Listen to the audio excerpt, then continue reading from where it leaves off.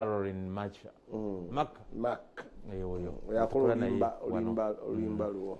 Caroline Marcah. Nabasanze eggulo sorendo za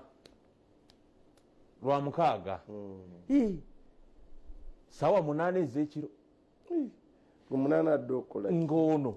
wafuluma ekifaananyi mbu ono Henry Kisali mutani wa bebe erugazeeyo mbunga bahingira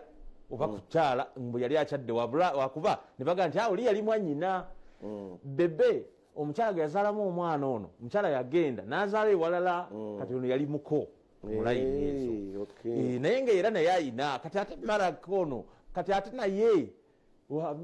mckatsi ye munamalole munnaffe kati ono nga bwagira bwamwekubako bwagamba era lwakuba maama katunakutte katono malaga biwulirizaamu naye maama katini essaawa mpaka ndooza 11 ze bayawukanye byebyo munnaye wuliriza bye boogera naye katini kannumye nange ani ali mukwana ennyo olowooza beebo kale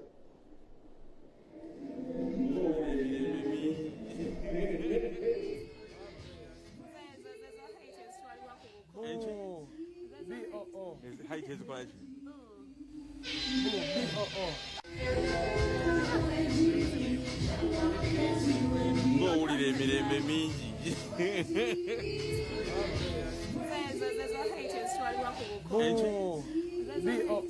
haiti ezitwalibwa kuko omwami wo omwerabidde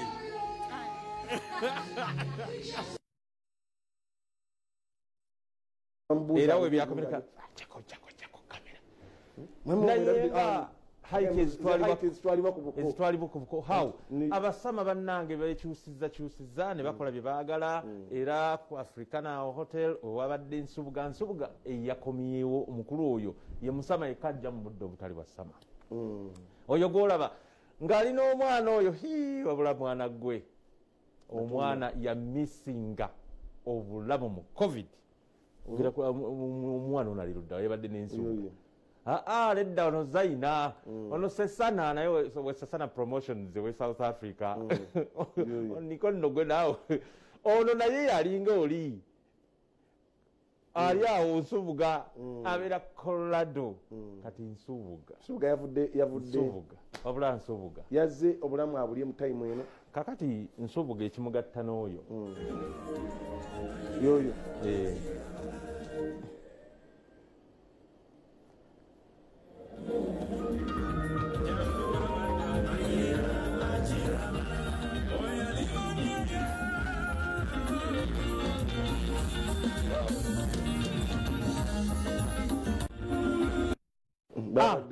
abadde mu ndongo ya Frigo kati ate bannanga abasama mukyekole bambi zali era obudde bubukeredde ng'omwami oli omupya asooka gamba mukwano gwe naye kati bannayirabika omanye omuntu atavudde okuga nti kiri bwekiti omala gasamwasamwa naye bwe ndabye ekifaananyi kyetutagenda kubalaga wano nga bali bize nnyo bati nugaka tubalage ebyo byebisoboka baagalana ye mwami omupya yo baba musikizaani kubanga kuba tetujja gandi bamusikiza Diamond Platinum munaye tamwogera nga wadde kulinnya tamwogera nga kikatu buli omu ayogera linnya lirye naye kati awo n'osirika n'ogamba byebyo atasobola alinga ebbujje buli kaseera alinga bibi gwe wekola ebyeyagala munaye ate tunakola ki omanyi bantu bagenda ne bakwogerera naye nabo bwe badde ebbali bakola bye baagala kati nawe kola ebikunyumira ne Sesana South Africa ategeka ebivu kati naye yetegeseemu 10 years anniversary e Pretoria yetegekeddemu ebivu ye kennyini just mukolo ogwekwetegekamu okwekulisa kakati abasama katubaleke eske embuga ono ye Sesana abanja kamiri baba bamaze emyaka ndowooza emeka mu kkooti eske yalabise mbuga kyaddaaki omukulu yali yabula covid nemubuuza mbuga munnange kiki nga tokyalya ku bulamu naga nti enakula era oyo naye layini yabasama yava South Africa eyo yava Masaka bino ebyabasuula beri basala lwera musajja nnyo oyo SK Mbuga n'asala ate n'agenda South Africa gye yava nadda nawumula kakati eggulo ebuziga yabadde ne chairman Buchana oyo gwolaba ne bakkaanya abasajja abo wabula bakoze naye bagaa ti katuddize ku bavubuka kati bagenda kuteeka ng'ogyeko abayimbi SK Mbuga bateekamu akasente bulijjo ab'ebikonde n'embuga yakkiriza awo yakoze okubateekamu ebikonde badde basuulirirwa kati yagamba nti bavudde mu covid abaana bava mu amateur boxing ne batasobola kweyongerayo ne bakomaawo kati bagamba nti bannaye katukwateko kati soke tuwulire bye boogera ebyo ebitonotono SK Mbuga gyo yankudunyamba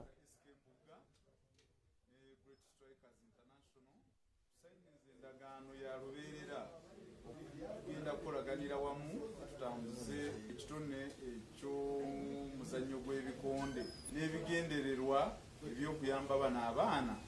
abava mu amaca ne babula ekyokukola. Omuzannyo gw'ebikonde gutwalira ddala ssente nnyingi nnyo ate zitaddizikawo. Ebintu bye bagenda nga kutumbula talenti binyawuliro bambyagala nnyo kakati nagenda nendaba boxing wano e Uganda eri wansi ng'ate tulina abalwanyi abalungi kati banyinnyonnyolamu nembagamba mugenda bakwatirako tulabe nti bano abaana tusobola okubaagazisa kye bakola okuyamba kuba music babiviiramu ddala byo nabo mbayamba singa wabaawo kati kuba sikulaza omu Nigeria tomulabe that's my boy oba kitegeera era bwajja naŋŋamba nti owaaye neetaagamu kino nga nkola ki nyambi era mbayamba bangi naye olaba nti ate ekikonde kibadde kikola ki kibulamu naye okuyamba omu Nigeria bannayuganda bo babadde baweddewo oba obayambye nnyo n'ogaako omanyi kasita abanga ali wano Uganda doesn't matter oba mu Nigeria oba muki bangi era ne bannayuganda benyamba benkwatako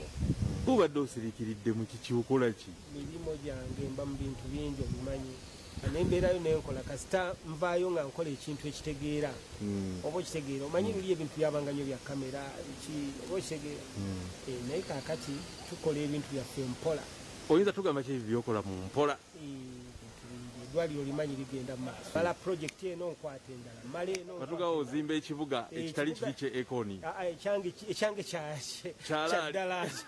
omanyi okuzimba ekibuga mu kibuga nakyo si kyangu ekizibuga okizimba mu Kampala ate ng'oli mu Kampala okitegeera baludde nnyo okulato kyagenda out nedda ssebo okoowa n'olekeramuko kwabo abaana abakalaba ne bakola ki ekyali kintwala out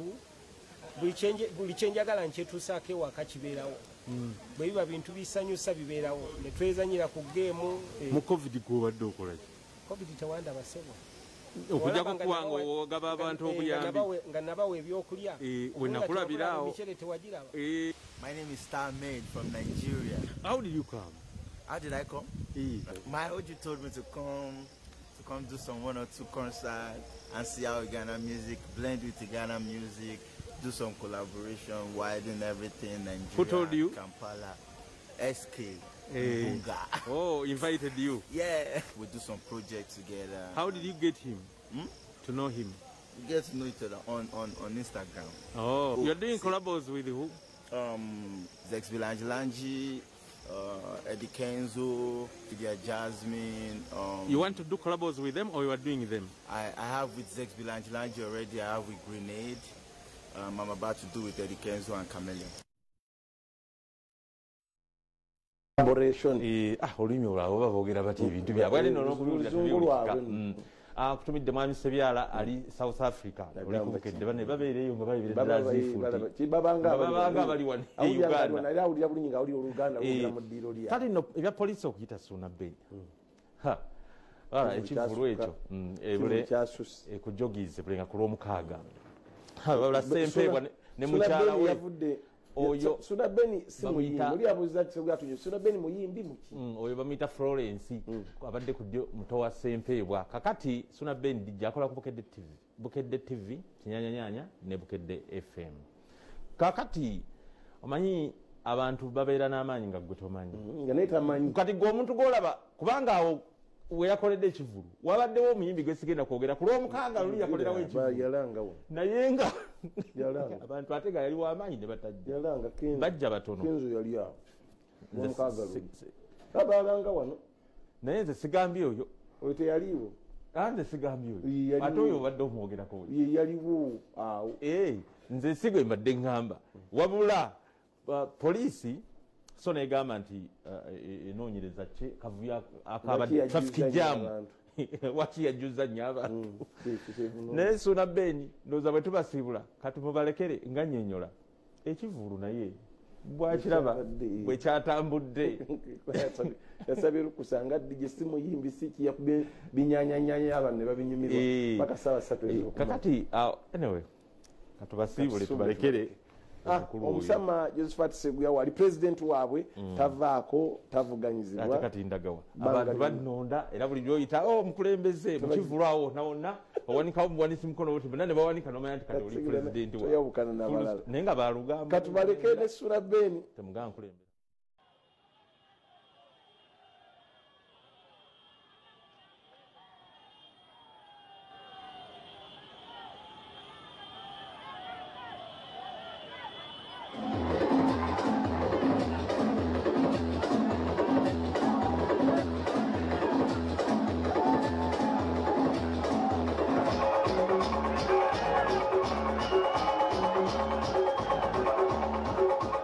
ekyabadde mu Nsasagge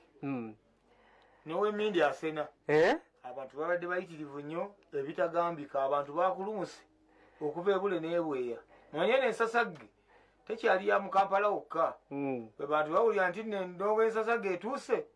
nga batandika okwekunga ab'e Fort ab'Embalala ab'e Masaka yonna ne bano nayo ne baleeta nabeera nga mu nassale nga abantu ng'abaana nga babeera baagala nnyo okuzannya nange buli kaseera kyona atuzanyise kati nga mbeera njagalwa nenyingira primary secondary ng'embeera yonna era eri bwetyo kati era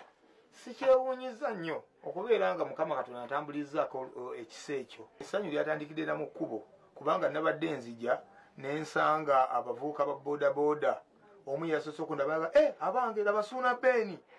ababoda batandika okujja nga begattako nagenza okutuuka ku jogizi nga piki ziwera nga 200 nga zindiko nga jjamu akutte mu kibuga babuuza naye kiki ekyo nti Ssuuna Ben agenda ku jogizi nayiriba ebidongo bino okuvya ddala nga nkyali muto kubanze nafunamuko kabuleke mu byokusoma kwange okuva mu P7 awo bwe bikyankalanamu nenyingira okutunda obuteeputeepu awo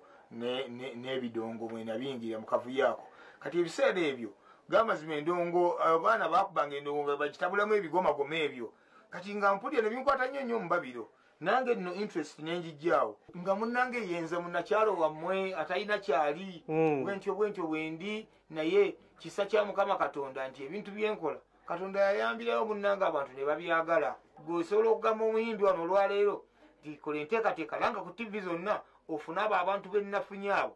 n'atabafuna kubanga era ssebo mu kifo kye nnabaddemu waliwo abayimbi ababaddewo ku Valentine bamaanyi banene naye tebabafunye abantu abo kyekikufudde ewenjawulo